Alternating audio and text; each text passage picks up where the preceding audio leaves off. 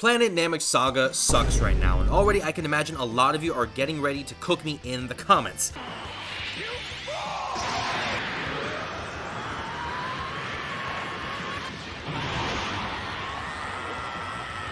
But let me clarify by saying I am not talking about the arc itself. I actually think it's one of the best arcs in all of Dragon Ball, and it is definitely one of my personal favorites. But no, I'm actually talking about the Planet Namek Saga category in Dokkan, because in case some of you guys have not noticed it by now, for the whole month of October so far, we've been getting buffs to this category. It started at the beginning of the month with the release of the Dokkan Fest Dirty Fireworks Vegeta and the side banner Kui right here, and then it went on from there with other buffs, including the Super Easy 8 for Full Power Frieza down here, and the Sub Easy 8s for Super Saiyan Goku, as well as AGL Nail right there, and then it even went further with the release of the Part 2 LR Kid Gohan slash Piccolo, right? Kid Gohan exchanges into Piccolo, and the Easy A's for two very anticipated characters, LR Krillin and Gohan, and LR Vegeta slash Goku. And let me just say as a quick side note, I never got to break down the Easy A's for these two specifically, but Krillin and Gohan are decent in my opinion, and Vegeta and Goku, I mean, it's better if I don't say anything about their kid, let's be honest, it's better for their sake if I say nothing. But yeah, so today in the video, we're going to go ahead and talk about all of the buffs that the category has gotten so far in the month, and why it is still, in fact, not a great category right now,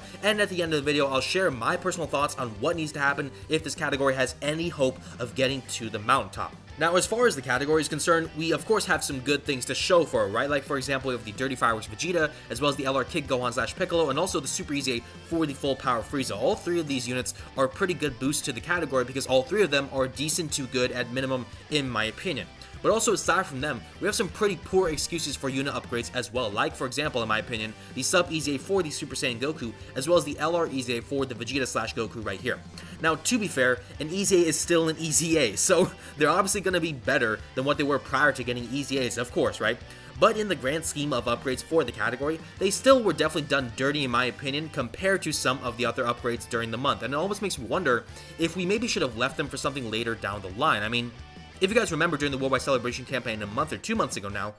we were getting Easy A's, but Dokkan opted for this idea of quality over quantity, and even though we can definitely look back now and say, you know what, we could have gotten some more Easy A's overall, for the most part, they really delivered with the Easy A's that they did, and this time now, it feels like they flipped it on its head and instead went towards the direction of quantity over quality, and to be honest, it does kind of show. I mean, in total, let's just count it off, right? In total, we have 3 new units, right? The Dirty Fireworks Vegeta, the LR Kid Gohan slash Piccolo, and the Cyberbanner Kui, so 3 new units, 1 Super Easy 8 for the category, which is the Full Power Frieza. We do have a second Super Easy 8 that came during the month, but that was for Super Saiyan Goku, who's not a part of this category, and also we had 2 TOR Sub Easy 8s with the Super Saiyan Goku right here, and the AGL Nail, and finally, 2 LR Easy 8s as well with the Krillin and Gohan and the Vegeta and Goku. And to add a bit more weight to all of this, right, the 2 LR Easy 8s right here for Krillin and Gohan and Vegeta and Goku, these 2 LRs just so happen to be the Part 2 LRs for the 2021 Worldwide Celebration campaign following the Part 1 releases of the INT Super Saiyan Goku right here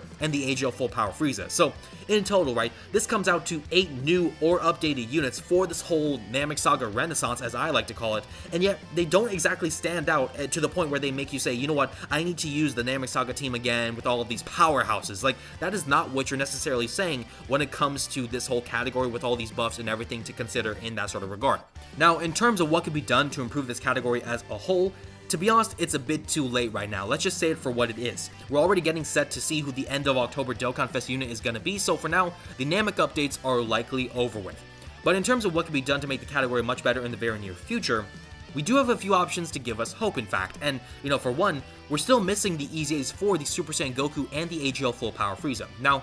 with these two being Worldwide Celebration units as well as LRs, and obviously being the Part 1 premier units for the 2021 Worldwide Celebration campaign,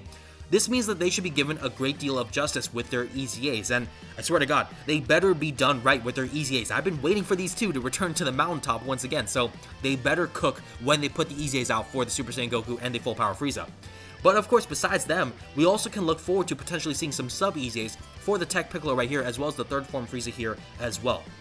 But besides them, We also need to start looking forward to the Year 7 units. It's kind of crazy to think about how quickly time is flying, but you know, the Year 7 units are getting ready to EZA sometime next year as well, so that means we can now start looking forward to hopefully seeing the EZAs for the Ginyu Force as well with these 3 units right here, the AGL Captain Ginyu, of course, the STR Raccoon and Guldo, and the Inverter and Jace, and these 2 probably are going to get sub-EZAs, while the Dokkan Fest Ginyu is probably going to get a regular EZA of his own. We don't know when exactly, but we do know we should start looking forward to expecting it sometime at least in the next year. So that's going to be really awesome right there. And altogether, that means there's still a major chance for Namek to get a huge buff. And being such a popular category, Dokkan will definitely come back to it in the future, right? I mean, we're still missing a lot of things for the category. We're missing a really good standalone Kaioken Goku, as well as a final form Frieza. Now, I'm not talking about, like, you know, full power Frieza. I'm talking about basic, puny-looking final form Frieza. We're still missing a good final form Frieza, so we could hopefully see that sometime in the future as well. And overall, there are still a lot of options for the team to choose from.